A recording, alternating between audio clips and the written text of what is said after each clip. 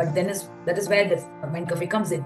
So Mind Cafe is a space, a safe space, I would say, because the moment you walk in, you step into a kind of a space where we ensure that you feel very safe. The reason is I give an environment which is aromatherapy, where there'll be an aroma set, where you have a lavender and a kind of, I think you know about aromatherapy, where it has an impact on the brain. So there'll be a kind of flavor coming into your the whole space. Second, you have subliminal activation, music, which you not know, affirmation will be going on in the background. And then you have a visual space, so all the five senses, so that you ground yourself. That's the reason many of us, many clients have seen, they come and tell them, man, I feel so grounded, I feel so nice. That is my intention. So today we have a very special guest, Dr. Sumathi Chandrashekar. She is also a founder of very first mental health cafe in India. She owns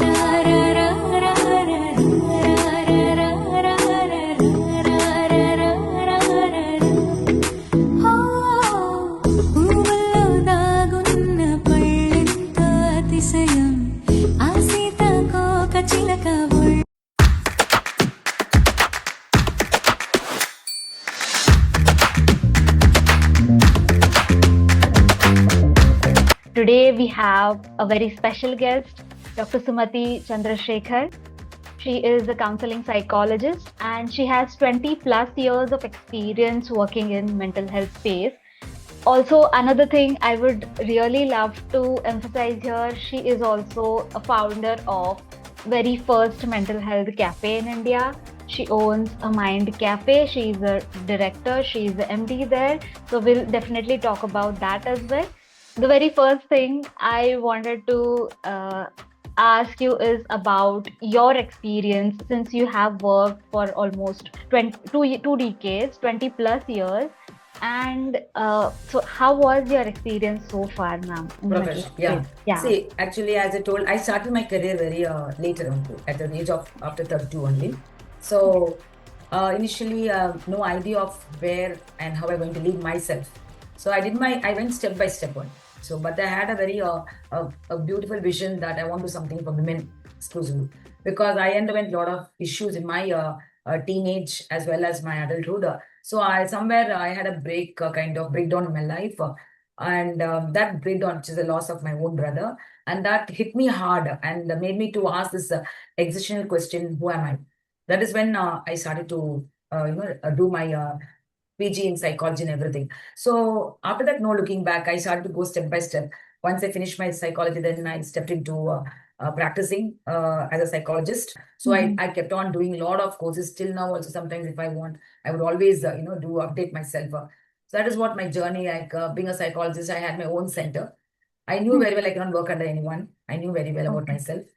So that's why I started on my own at my own place. And I've been doing counseling for more than 22 years. And recently, the 1 year back, still I'm doing counseling, but I've reduced my time in counseling. In the sense, I don't deal much with illness, whereas I have shifted to wellness, like helping my women clients to become their best version, the new identity who they want to be, to achieve what the life calls for. So that is how I help them.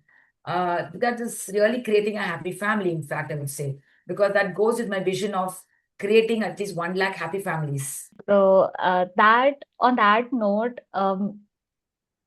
I was just thinking about, when we talk about happy families and considering it from a female's perspective, right now, the millennials and Gen Zs are in their prime age of getting into a committed relationship or a marriage.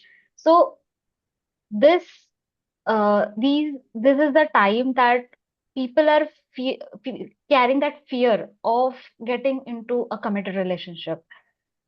So do you think that there's any emotional blockages or maybe some past experiences that might be affecting? Or so what do you like, why do you think that this pattern has arisen in today's times, that carrying a fear of getting into a committed relationship or getting married? See, it's a very huge topic that you've asked me, right now. I know if you go into it, it is a lot of reasons, but according as I told, off late, maybe the past 3 years, I've been noticing this. The clients who I see, and most of them, as you told, this was not before at all. As you told right now, the many mothers call, or the client itself will tell, I'm now 28 years old, I'm 30 years old, I don't know what to do. The parents are pressuring me, and I have to get married, and they mm, keep postponing it. Even mm, 35-year-old woman came to me. She's not yet married still now, and she's my one of my coaching client. I would say she's 34-year-old, an auditor. So like, she also, there is something where it's pushing her off to get into a commitment. So what I have noticed, to summarize everything, the factors, I would say, generally, you see, there are three things that we know. That is, when a person comes into the world, they have this disposition of your genetic makeup. No, not only genetically, not only physically, even your we call it as the trauma energy, which has been passing on from generation to generation, and which is not resolved, or it is unprocessed, which has been it's chemically imprinted in the nervous system, and right. therefore it is sometime that is one of the reason which is also preventing our person to be the fullest. The other one is, of course, the environment they come and grew up, where Mm, they are getting all the kind of inputs, like you are like that, you are like this, all kind of impressions, which is all not necessarily 100% true, because they are projections of the parents. The right. mother says, the Right. father says, the grandma says, the peer pressure, everything. So that is the second environment. That is the second one factor. The third one is the one where a person by themselves, how they perceive it. So how do they form an image in the subconscious? Ultimately, so these three cluster together, and that is where they build their personality. So Mm, now you see their own personality only is creating the personal reality. I mean, whatever mm, you are, the inner world, like as I told the three things, what is your inner world? How do you feel about yourself? How do you think about yourself? How do you believe about yourself? Everything decides how you vibrate. mm, How are mm, you feeling? So that vibration what decides everything actually. But right. many of us don't know this, because we have been into the world where all told that external is a reason for whatever you are. So as you told, the women who are here, they have this misconception based upon the mother-father relationship. Okay, that is one thing. Mm, How mm, they perceive. Even the mother and father is okay. The kind of pressure comes from the peer, from the environment, or from the media. So these all has an impact, because I've seen many clients telling that, my friends recently, three of them got divorced. So this sets the panicky button in the nervous system. And definitely they mm, will not have a faith in themselves. See, mm, faith is something from inside. Trust is from outside. Trust takes some time. It takes a lot of time, the people, the person. But faith is something which happens inside of you. So how many of us are very good in, I mean, clear about what do you say about this, first of all, whether, is it building a trust or having a faith in me? I don't think the faith is all about using your inner compass. Your body is an inner compass. So how many of us have been taught that, every woman has thought that use your inner compass, your body is inner compass, not your husband or anyone else. But the women here is being trained in such a way that you have to be a good mother, you have to be a good wife, you have to be a good daughter, or else there'll be shame for us. You'll get a true. bad name. See, all the lot of things are there, no? So to sum it up, I would say the women are, kind of, again, the same thing, survival. Like how as a child, there was a conflict between surviving to keep my mother and father closer to me, the love Mm, that I want, or can I be authentic? Can I mm, stand at the table and dance and have all the chocolates? Or can I listen to my mother and father so they don't beat me up or they don't leave me at all? The mm, same thing happens here. If I choose a man, or if I have to go into a new relationship, I have to commit. And commitment means it is responsibility. We are all good. I am okay. I am perfect. And that is also one reason. So they somewhere feel that I am right. I want the right person. So I told one client, I remember very well, she was so fixated on that idea that mm, she believed that she was okay. It's okay. She's okay. She's okay, actually. She's okay. But she was telling, I want the right person. I told you, if you're going to be right, whatever, wherever you are, if you're going to be that confident woman, if you're going to be that fearless woman, if you're going to be that powerful woman, if you're going to be that lovable woman, definitely your partner is going to be that way only. mm, So we work on that identity, where I help them to realize that it is not about expecting and stepping into the marriage. Mm-hmm. Because they all step into always thinking, okay, that person will make me happy. The marriage will make me happy. Never, never, never is going to happen. Happiness is an inside job. It comes with Right. alignment. No one knows this. True, true. So yeah, I definitely agree on the genetic part and the environment part and the perception part that you talked about. So in psychology, what we call it as nurture and nature. So yeah, I definitely agree with that. And as you rightly mentioned that there is constant fear of being that perfect person. Yeah, if you can highlight upon few things, just like I mean, what as you mentioned, pinpointed, what is exactly is causing the issue for getting into a committed relationship. So, what are the aspects that can actually help females to feel secure and feel what can females do to overcome that fear or overcome that emotional block. Yeah, see, this is something, as you told, it's quite a huge thing, but still, I would try Right, to put it across more. Maybe who is watching here, women who are on the right, verge of 20 or 25 above, who right. are stepping into a relationship or a commitment relationship, as you told, marriage after. See, the first thing that you understand this, definitely in any relationship, there could be, there will be differences. It is Hmm, something hmm, which is unavoidable. This, they have to be prepared. See, when preparation is there, the mind is always mostly more fearless. Suppose, for example, you see, when you go for exam, you say, okay, let me get my I will get today, long answers, short answers. I'll prepare for anything. But there are people who think, oh, I'll get only short answers. Then they get the problem arises, like you feel threatened. So same way, you have to be prepared first of all. What are the preparation? Your mind has to be right. prepared, not the outside telling, not outside telling, okay, I will get money, I will, I will dress nicely, I will have my family in back of me. Not that preparation. The preparation is the mindset. I'm telling. That is Hmm. first thing. Maybe ask, tell yourself, I'm telling the audience right now, here, look, who's watching here. Yes, yes. So tell yourself this is something a long time commitment relationship. As you told, it's okay. You can be always open for anything, But I'm talking about a relationship where you have a commitment because you're going to step into after talking, after discussing everything only with the Yes. person. Not like before we do. Before we used to don't even see the faces. We don't see it. I didn't see my husband face directly. I saw it only on the engagement day, and Mhm. I was like, "Oh my God!" I was terrified. So, not because of him, because I was that I time itself. understand. I I didn't like. understand. I'm telling you, 1980s. Mhm. 1989, I got married. So I didn't see at all. I was petrified. I told my parents, where is my would-be? How would he be? Hey, come on, he'll be good only. So those days, just imagine how they Right. showed me in a snap, in a photo. Okay. In the snap, there were 5 guys standing. I was desperate. Oh, which guy, which guy? So like that, it was those days. Mhm. And of course, so when there is a fear of unknown, which is inbuilt in our brain, we are wired that way. So Mhm. the brain always gets petrified whenever there's something uncertain and unknown.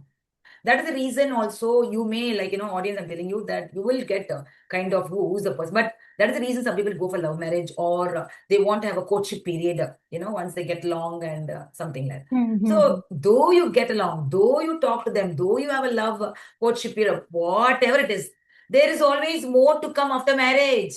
Mind you, there is always more because you yourself will never know who you are unless you get triggered for some different stimuli. Same way, your would be or your who was a partner, they also don't know who they are completely. No one knows. I'm talking about the plus and minus. Like, for example, I didn't know I was a great speaker. I didn't know.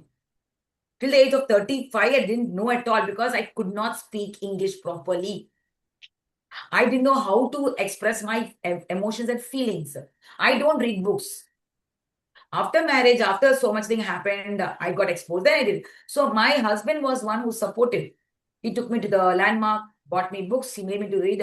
So all that stuff, I used to, since I lost touch of English, I used to take a dictionary. Every day I take 5 new words. I learn the meaning of it. I write in a book. So I took so much of effort. what I'm speaking right now here. So this potential, this Sumathi was not there that time. I couldn't see her. But someone else saw, maybe my husband or someone else. So you will never know. I'm talking about the positive as well negative also. Same way, the anger of Sumathi, I didn't know at all. I didn't know at all. But this anger Sumathi came maybe just 2 years back. Till that, she was always smiling, smiling, smiling. So my husband was ready for that. So now it's 36 years we've been married. 36 years. So what I'm telling is that part of Sumathi also is coming out now. So you cannot tell, oh, I will be like this, and then I will step into the marriage, I'll be ready for this, and then I will see that he will not do, he will not control me, he will not overpower me, he will not try to put down me, that is not possible. When you are going to be the person who you want to be, they'll be the person, same person. That is the truth. So only thing you can decide is, what kind of a wife I want to be. So maybe you do one thing. Before marriage, have a commitment. See, this is what I'm going to be a wife. What kind of husband do you want? So you can check with the husband. So instead of telling, I want this, I want this, I want that, I want a BHK house, I want so much money, I want, you must take me outside, whatever that want, go for who you want to be. I'll be a loving wife. I'll be a very caring wife. You can check with the husband. Who do you want? So some husband will say that I want a very powerful wife because they'll be very powerless. Some husband will say they feel very unloved. So they will say, I want a loving wife. So ultimately, I would say, if you're going to feel loved from inside, if you're going to feel secure and safe from inside, if you're going to feel powerful from inside, you will never control your husband. You will never ask them or nag them to be at the back of you, take care of you. You'll never do that. So mental preparedness, one, I told you. And then second is identity. Ask yourself who you want to be. You can check with your, your would-be or whatever. Instead of asking what you want, because want always changes. And your needs also changes. Third is very important is communication, I would say. So what you can do is, this communication is something, it's about giving your time, your energy. So you can always, we call it as setting boundaries. So you can, before stepping into the marriage, if your fear brain comes up because that insecurity, it is very natural. Okay, like I spend money and now how do I do? Who can I ask money? Suppose you're not earning, whom to ask money? Or what time I get up? I have less energy. Can I work? So all this will be, so energy, time, money, these are the resources. So you must talk about the boundaries of this. Time boundary, money boundary, emotion boundary, whatever. Like these are the code of honor that you need to develop before marriage. Like what will be the code of honor? Like suppose time.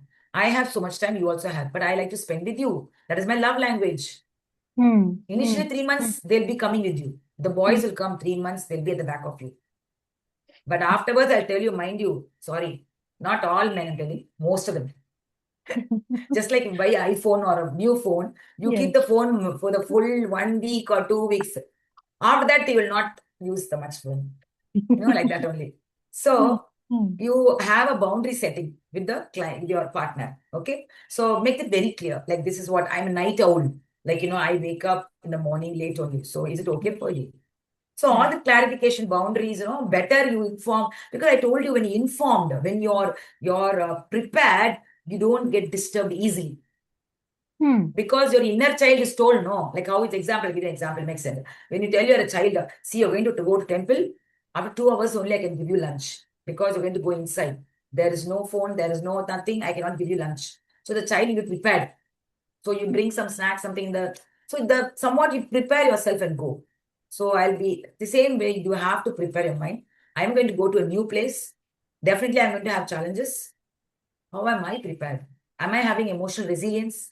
Am I having enough patience with acceptance? These are very important, both. Emotional resilience is the ability to immediately come back to your neutral, to your true state.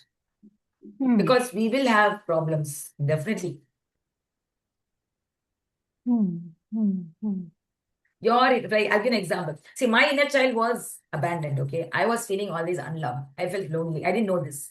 So I attracted a man who also felt abandoned, who also felt unloved. So what happened? We used to play games. We call it as ego game. Divine will never play games. So we have two selves, higher self, lower self.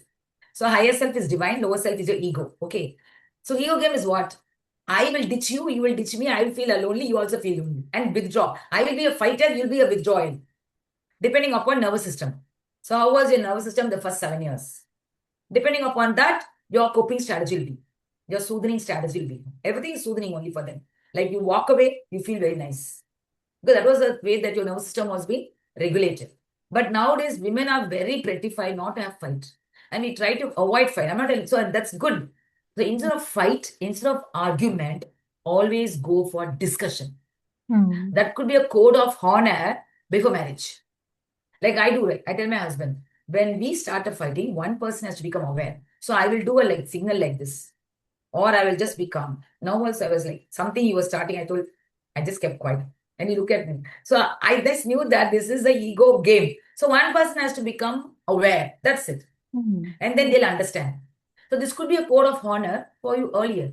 And then when they are very calm and when they are in a very neutral and a very normal, that time you can discuss. But no blame game. No blame game. Right. Right. No, I mean, that makes so much sense, of course. A I lot think of audience will be very insights. prepared now. Yes. Okay, I will do all this. I am prepared. I'm like an armor. I have an armor now. That is called Armor, faith. You have a faith. faith in your inner power. You cannot have faith True, outside. Faith is an inside true, job. So you true. trust your inner power. You have a higher power within you. So you have to trust it. That is where Yes. not trust your husband. Tell I trusted my husband. I trusted my no. How can you do? Even you trust your parents. Sometimes parents also sometimes not available. True, true, it's true. So Yeah, yeah. I mean, I completely agree. And there's a list that you have given for, how to be prepared. So acceptance is something which is on the top priority while getting into a committed relationship. Absolutely. So, I mean, and that is why people get frustrated. Many women get frustrated. true. So having said that, I mean, it's so difficult for us to change our own habits and behavior. So how is it possible to change the other Yeah. person? Is Good something question. which Very, very good question. Audience will love you, my Shivani. Audience will love you because you have asked the right question. See, it's not about changing your habits. No, yeah, it's yeah. about alignment. It's about Well, alignment. As you told, many people think like that only. You resonated very well. You told what you told is right. Like people will think, oh my God, I have to change my behavior. I have to change my habits. Why should I do because of this person? Who, why should what is the cost or what, in what way it is so value or something. But I'll tell you honestly, as I told you really, the karma that you have been there with this person. See, the family is different. You born in the family is your karma. Okay. You didn't choose your family, right? You choose this band. yes. The boy was chosen by you, but family was not chosen by you. So that is karmic effect, which has we call it as what is it called? It has an wiring effect. It is wired. So it is wired, therefore we call it as. But here, since you have a choice and logically you decided you came here. So now it's not about telling that you stepped into this with a commitment that, okay, love is the only binding force. Love. Hmm. Hmm. And so love can move mountains. What do you mean by that? When is the time you feel loved? Tell me, Shivan. When is the time you feel very loved? So, appreciation, words of appreciation is something when I really feel Mhm. loved. Also, uh, supporting me with some or the other task, maybe it can be some technical thing which I might not be figuring out myself with. So these are the two things like so yes, you talked about the love language. So I have recognized mine. I think it's words of appreciation and act of service as well. These are the two things which I Yeah, really feel loved and very yeah, good. and, yeah. So you see that love, love is not just an emotion. Hmm, hmm, It is you. Love is you. Love is God. Love is what you breathe. When you are aligned with your true self, you feel loved. So right. what I mean by that is when you are as you told rightly now, appreciation. Hmm. So tell me honestly, when you are fighting with someone or when you are having a discrepancy, a kind of a conflict, what kind of thoughts you'll have about the person? Is it really nice? No, negative or positive? Of course, negative. You will say There like, oh are my God, negative. this person is a pain. Oh, this person is disrespecting me. I don't like him. He's very like you talk negative about the person. Definitely. So now you're vibrating in a different frequency. Like you are disconnected. So here you're not appreciating yourself. Because of that, you will say, oh, this person did this to me. This person was, came late in spite of me telling. Or this person disregarded my feelings or whatever you say. Hmm. Hmm. And that moment when you say that, your feelings change Right. immediately. So now tell who's hurting, who's hurting? Is the other person or me? So Right. that is where I tell you decide instead of telling, I want this, you can always change the way how you see yourself. Hmm. You got the Hmm. point? So no need to change my behavior. I mean, sorry, not the behavior, the habits. No need to change myself. Suppose I want fun. My husband doesn't want fun. Okay. The core values are different. I agree. Now, what can I do? The question comes now. The point here is, how can I have? I'll think I will have fun only with my husband. That is the problem.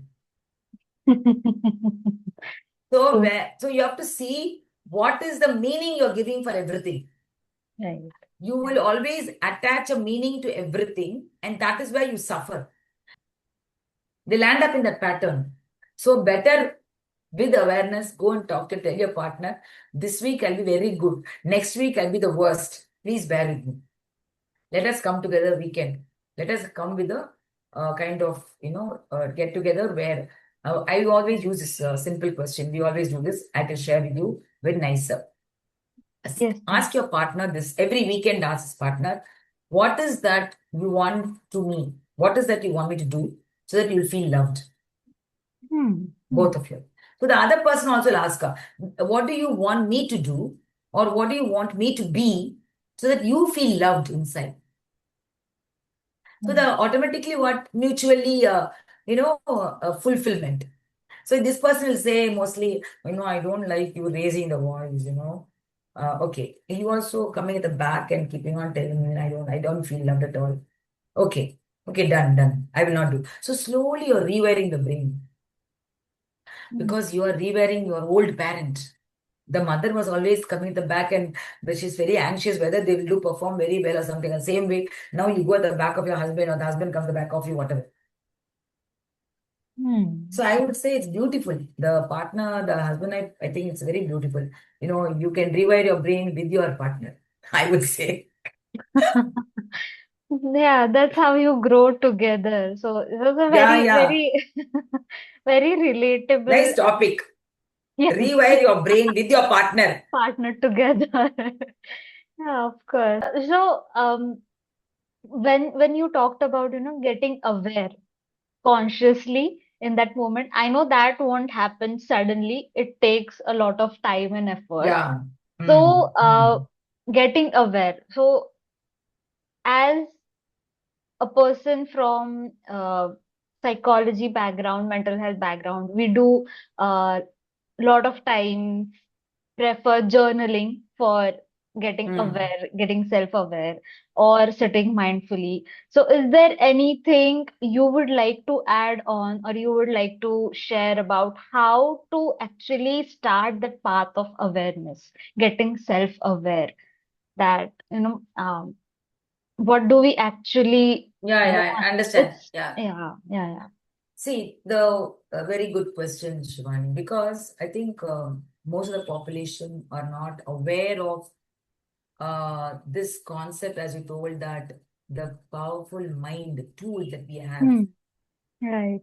But once you realize how the mind works, see, for every machine and everything, you all have a manual, and we all know it. Even a phone, also, you go inside, you learn. Right. But why can't we learn about this body machine, this powerful, so intelligent, this body? We don't even learn about it, what is happening inside, how the mind works. So I think the first step would be, all the audience I would tell, know how your mind works.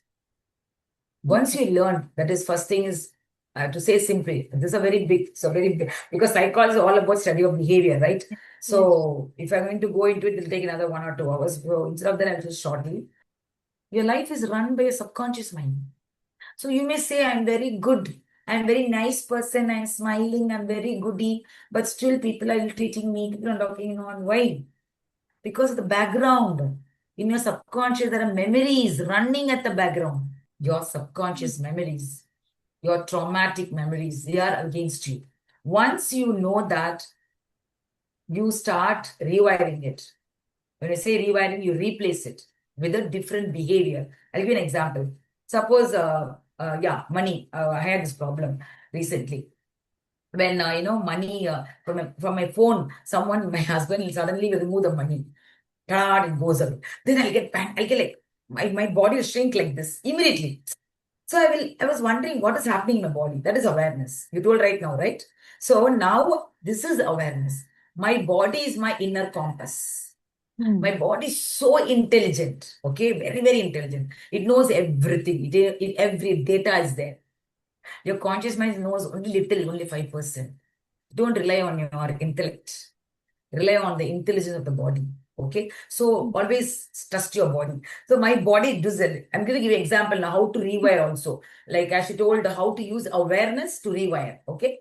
Okay. So then I noticed my body. Then I thought, okay, the body's going into a shrinking nervous system. My nervous system is getting dysregulated.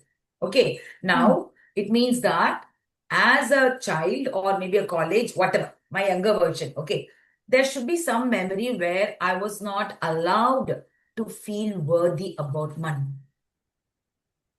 Okay. There was a fear. The moment money left from my packet or my account, or I go into jittery like mine. So a fear of losing money. And then I went into a memory. I just lie down. I just leave it off. But then I ask my subconscious, very simple. See, you always ask a question, leave it off. Just ask question. Why am I having this fear? Don't go deeper. Because the more you go deeper, it becomes more and more bigger that energy. Instead of that, just gently ask, why am my body shrinking? What is that fear I'm having? That's it. And just leave it off. And just walk around and go and do a job.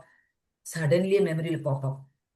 There'll be a memory in your college or school or child where I remember when my father, when I lost money, some money, I didn't give money at all for me because I used to lose. I used to be very careless. So there was a connection between the money losing and me feeling unworthy. Hmm. That's why my nervous system was shrinking. Right. So I was not feeling good. I was not feeling happy. My energy was not expanding. My energy was shrinking. So I was replaying it. This is called awareness. So I want you guys, all of you all watching here, awareness is nothing. It is deciding that I will use my body as my inner compass hereafter. Not don't ever depend on people outside. Don't ever look into people and tell, oh, this person is looking at me like this. This person is talking nonsense. This person is using harsh words. This person is mean to me. No, they are being what they are. Hmm. They are just who they are. That's all. They are venting out. They Hmm. are projecting. You have to know whether what are you at that moment doing to yourself? Am Hmm. I honoring myself? Am I treating myself good? Is my body shrinking or expanding? Is my muscle is relaxed or constricting? Or am I having resistance or am I having freeness? Hmm. That is what is awareness. How to inbuild it. Hmm. Hmm. So mindfulness is a way of it. Mindfulness. Mindfulness is what? Becoming aware of the things outside. Like we all of us know this technique. 5, 4, 3, 2, 1, where we look around and label objects, and then we look around and hear the sounds. So I always use three. That's a shorter form. So three things you look around. Immediately I look around. I just go like this. I take a pause and then look around. I label objects, fan, tumbler. So what happens? I'm shifting my brain from my subconscious, which is purely limbic, which is an animal brain. I come to the from survival to the thriving. There is a frontal Right. one. So that is why we label, and then I listen the sounds. So because your conscious mind is nothing, it's your five windows, the five sense organs. Your Mm. conscious mind is made up of. But a Right. subconscious mind is what? It is your dimensions 3, 4D. It is a fourth dimension. It is always in images. It is all emotions. Mm. It is more powerful than your thoughts. And then comes the third or fifth dimension, which is your quantum field, which is a pure energy. There's no Mm. form, nothing. But it is a space of possibilities. So now, if you just imagine in the 4D, that is in your here, if you're going to imagine something like, oh my God, what if my iPhone will fall down? If you keep on doing this again and again, the 5D is the field of possibilities, right? So it is nearby. So when that image is becoming again and again, this 5D will make it possible. Come on, this is what you're imagining, this is what you're thinking. Come on, touch art, believe in me. Because it is a field of possibilities. It has a potential of everything. The Right. atom is vibrating in every potential. It is plus and minus. You Mm. can be rich, you can be poor. You can be happy, you can be sad. All that is the potential of the atom in the 5D, that is the quantum field, which is the third level, which is you call as God, you call it as a source, or you call it as cosmic, or you call it as universe, or whatever you call it. Okay. Now, but the Heisenberg principle. So the moment you observe, that potential will turn the way you want, plus or minus. So if I'm going to imagine here, again, again, I'm going to imagine something bad will happen, that becomes a possibility. Mm. And we make it Right. happen. Right. So if this awareness, if you're going to have this awareness that this is what how my mind works, first step is first think, Mm. what do you want? So Mm. list down what you want. Take a book and ask. Because without that, you cannot move ahead. You cannot have the awareness. See, awareness is what? Knowing who you are and how you're going to take yourself to the next level. Right. It's Right. not about, I'm going to serve everyone. I'm going to change everyone. I'm going to serve the humanity. I'm going to bring. No, you're not come here to serve anyone in the world. No, you have only come here to serve yourself, to heal yourself. When I came to know this, I was so relieved. We have not come here to save anyone. Right. Because when you think of, like, example, Mind Cafe, I told, no, remember I wanted to build a space for people to step in at time. This is something very huge. And when I got this idea, it got downloaded from the 5D dimension, whatever I got it. It was something very, very huge. And if I focus on that, I get something like, oh, it's my responsibility. No, I knew that it is a very beautiful, vision that I'm holding for India. But I don't know, I'm clueless how to take it forward. That is what his goal is all about. Because Bob Proctor, one of my favorite, he's no more. He says very clearly, always have one goal, one of the goal, which is very big, which you itself fear. Why?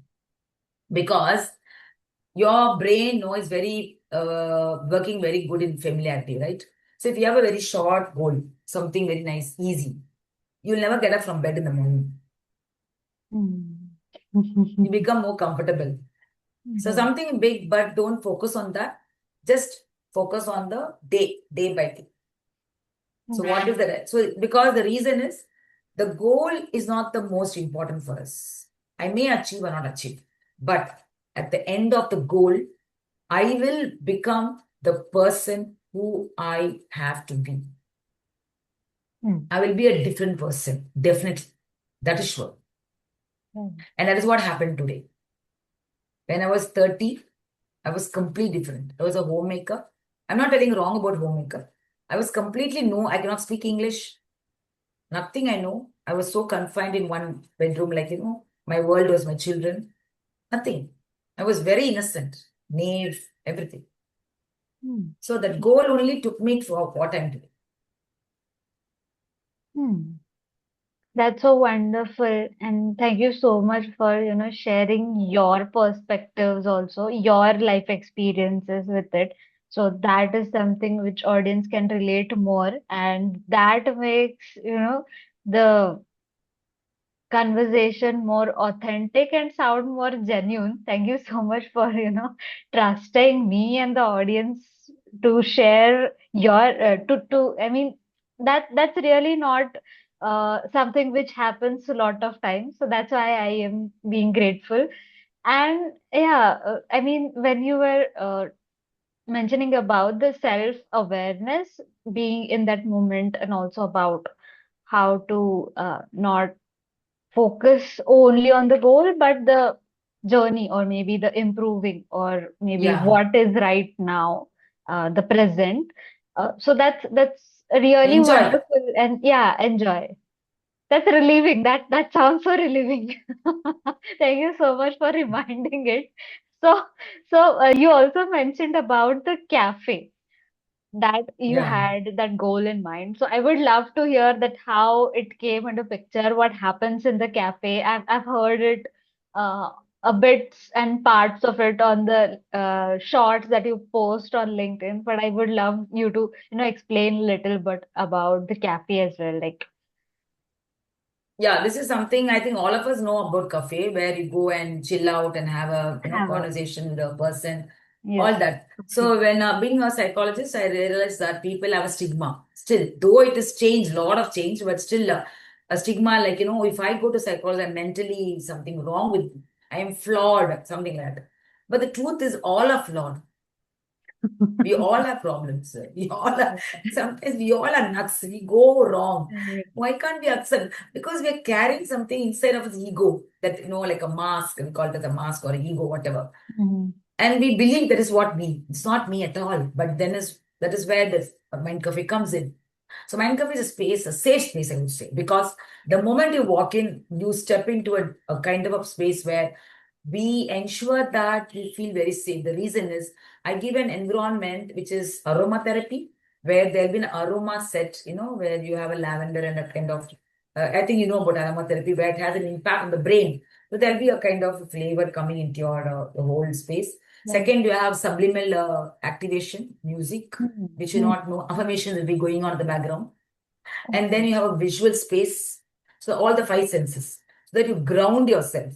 That's the reason many of us, many clients have seen, they come and say, man, I feel so grounded, I feel so nice. That is my intention. So then we have taste, a free cappuccino. So Oh. I give them, we allow them to have that, and a couch which is very luxury, very comfortable. So that is the touch. Okay, so all the five senses have been addressed. So once the mindfulness is done, then they can talk out their problems. They went out their problems, and then they go back with the free mindfulness. And well, second, they go with the vagal exercise. Vagal is the tone. It's a, it's a, what do you say, the nerve, which is a big cranial nerve, which is responsible for your calm state and for your whatever. So once you activate it, your system becomes more calm. So we teach them according to their stress response. Suppose they're very agitated or very sad or whatever, we give them a two exercise, and we give them a book where we ask them to do it for at least 3 weeks minimum. So in that way, I found that the nervous system gets regulated. They become more calm. They have more resilience also. Hmm. Hmm. So this is more scientific also. The Mind Cafe is accessible, easier, affordable, scientific. Hmm. Hmm. Okay. That's so A very nominal, short very, very and nominal price. The price is very nominal. So anyone can step in. that's wonderful. I would love to visit once if I happen Maybe we to can visit open in them. your place. Sure, Hello, you are in sure. Bangalore, right? You are No, in I Bangalore. am in Pune. Pune, you can start Mind Cafe. Sure, sure, sure. And just one thing I wanted to ask is, so when you said that you guide people through some exercises, and you kind of listen to them. So you might be having a team of counselors, or you might be having a team of people who actually sit there and attend those people coming. Yes, Yeah, yes. yeah. Yes. So Okay. there'll be Yeah. two, three cubicles will be there. So Okay. the psychologist will be there inside of the Hmm. the Hmm. room, a small room where compact. the cafe will be there. So we'll have cookies, we have brownies. Those two items are made up of from multigrain, like blank emperor's rice, not we call it as kabani rice, which is a multigrain, which is not made up of maida or wheat, and no sugar, no preservative. So it's also based upon the mental health. The cookies are made up of oats, which is good for positive energy. I think you all know oats is very good. So like that, we have items that are related to mental health, no junk food in the cafe. Okay. That's so wonderful to hear that it's a holistic health kind of space, Yes. not just mental health. So, since we are on the verge of concluding, if you have anything to summarize or a message to the audience, since the audience is mostly females. So, yes, ma'am. Yeah, I would say every woman, they have been portrayed in such a way that you should be a superwoman, strong, like that. But the truth is, I think every woman has to build that emotional strength, I would say. The mental strength, when I say mental strength, it is more of emotional strength, because we get emotional easily. That is how we are wired also. And that is the reason also sometimes relationship fall apart. So I want to let you know that build on how you can how to manage your emotions rather than trying to controlling others, in your family or people around you, trying to change. It's important to take this one decision today that I am going to master my emotions. I'm going to master my mind. That is one thing you have to start taking and work on that and develop a routine, a success routine or a morning routine, a healthy one, which will align your mind and body so that you remind yourself that who you are. I'm going to be a very loving wife. I'm going to be a very confident mom. I'm going to be a very happy daughter. So that you decide. Decide who you want to be rather than deciding, I will do this, I will do that so that I'll get appreciation from my husband. I will do that, so that I get whatever. No, it's not going to happen. So instead of that, you always build your identity and go to the mirror and go and tell yourself every day and remind your body that, you are loved. You are loved. Everyone loves you because the body loves to hear it. Yeah, absolutely. I agree. Everything you mentioned, like it was so, point wise and crisp, and I'm so happy that we had this conversation, and I'm really grateful for your time. So, yes. Thank you, Shivani. Thank you also for the space that you've given here to have a very open heart conversation.